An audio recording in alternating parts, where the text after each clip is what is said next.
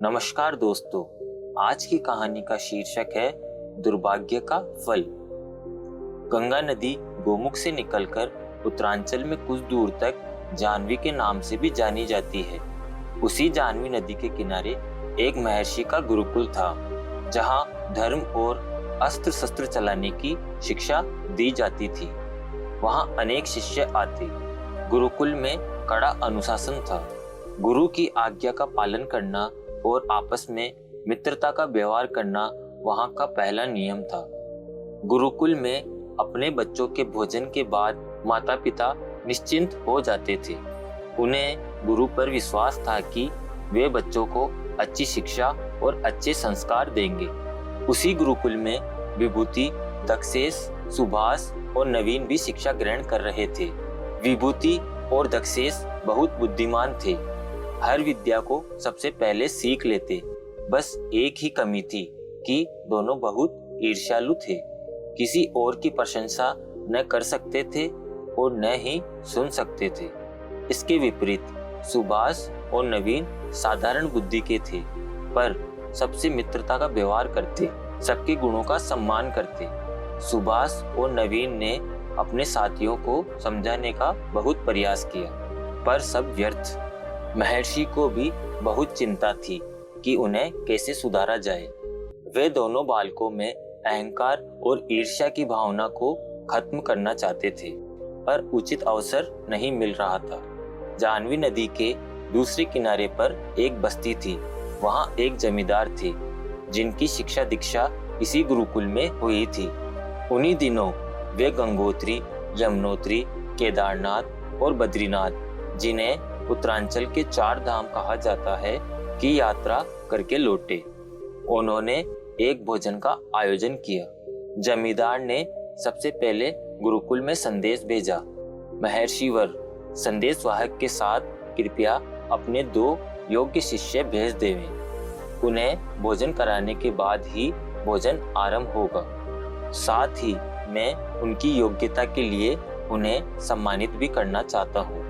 गुरु ने कुछ सोचकर विभूति और दक्षेश को बुलाया और कहा, नदी के उस पार रहने वाले जमींदार ने आश्रम के 2 योग्य शिष्यों को दावत के लिए बुलाया है।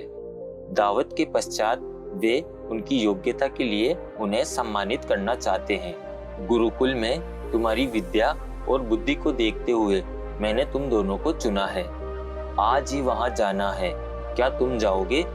अवश्य, दोनों ने एक साथ कहा। दोनों शिष्य संदेशवाहक के साथ जमींदार के यहाँ पहुंचे। भोजन की सुगंध वातावरण में फैली थी। जमींदार ने उनका स्वागत करते हुए कहा, भोजन तैयार है। आप दोनों दूर से आए हैं। पास ही कुआं है, वहां जाकर हाथ पैर धो लें, फिर आसन ग्रहण करें। कुएं का चबूतरा छोटा है, इसलिए एक समय में एक ही व्यक्ति खड़ा हो पाएगा। अतः आप में से पहले एक जाए, फिर दूसरा। विभूति झटपट उठा और कुएं की ओर चला गया। दक्षेश वहीं बैठा रहा। जमींदार ने दक्षेश से पूछा, जो कुएं की ओर गए हैं, सुना है वे गुरुकुल के शिष्यों में सबसे श्रेष्ठ हैं और बहुत बड़े विद्वान हैं। विद्वान? किसने कहा आपसे कि वह विद्वान है? अरे वह तो खच्चर है, पूरा खच्चर। दक्षेश क्रोध से बोला। यह सुनकर जमींदार ने कुछ नहीं कहा। थोड़ी देर बाद दोनों शिष्यों को भोजन के लिए बुलाया गया। जब वे खाने के लिए बैठे तो उनके सामने जानवरों का भूसा, हरी घास और चने का दाना परोसा गया। उसे देखते ही दोनों क्रोध से उबल पड़े। आपने हमें क्या जानवर समझ रखा है, जो खाने के लिए घास भूसा दिया है? चिल्लाते हुए दोनों शिष्य क्रोध से पैर पटकते तेजी से वहां से निकल पड़े। वे लगभग दौड़ते हुए गुरुकुल पहुंचे और सारी घटना महर्षि को बताई। अभी बात पूरी भी नहीं हुई थी कि पीछे से जमींदार का संदेशवाहक हाँफता हुआ पहुंचा। उसने महर्षि से क्षमा मांगते हुए कहा, गुरुवर क्षमा करें, कहीं कुछ समझने में भूल हो गई। जमींदार स्वयं आते, पर हवेली मेहमानों से भरी है, इसलिए नहीं आ पाए। आप शिष्यों को पुनः भेज दे, मैं उन्हें लेने आया हूँ। बिना शिष्यों को भोजन कराए अन्य मेहमानों को भोजन नहीं परोसा जाएगा। महर्षि ने इस बार दूसरे 2 शिष्यों सुभाष और नवीन को संदेशवाहक के साथ भेजा। वे दोनों जमींदार के यहाँ पहुंचे तो जमींदार ने उनसे भी बारी बारी कुएं पर जाकर हाथ पैर धोने के लिए कहा। पहले नवीन कुएं की ओर गया। सुभाष को अकेला देखकर जमींदार ने वही बात फिर कही। सुना है कि वे जो कुएं की ओर गए हैं गुरुकुल में सबसे श्रेष्ठ और बहुत विद्वान हैं। सुभाष ने कहा, आपने ठीक सुना है। गुरुकुल में रहकर गुरुवर से हमें रोज अच्छी बातें सीखने को मिलती है। जमींदार ने पूछा, आपने यह नहीं बताया कि आप दोनों में श्रेष्ठ कौन है? श्रेष्ठ तो नवीन है, सुभाष ने बेहिचक कहा। और आप? जमींदार ने पुनः पूछा। मैं तो उसके सामने कुछ भी नहीं हूँ, सुभाष ने उत्तर दिया। तभी नवीन लौटा और सुभाष कुएं की ओर गया। जमींदार ने वही प्रश्न नवीन से किया। नवीन ने उत्तर दिया, सुभाष तो सूर्य है, मैं तो उसकी विद्या के सामने एक दीपक भर हूँ। जमींदार उनके उत्तर से संतुष्ट हुए और दोनों का यथोचित सत्कार किया। दक्षिणा में उन्हें 5-5 गायें पुरस्कार स्वरूप चांदी की खड़ऊ भेंट की। वे दोनों जब गुरुकुल लौटे तो बहुत प्रसन्न थे। यह देखकर विभूति और दक्षेश का क्रोध और बढ़ गया।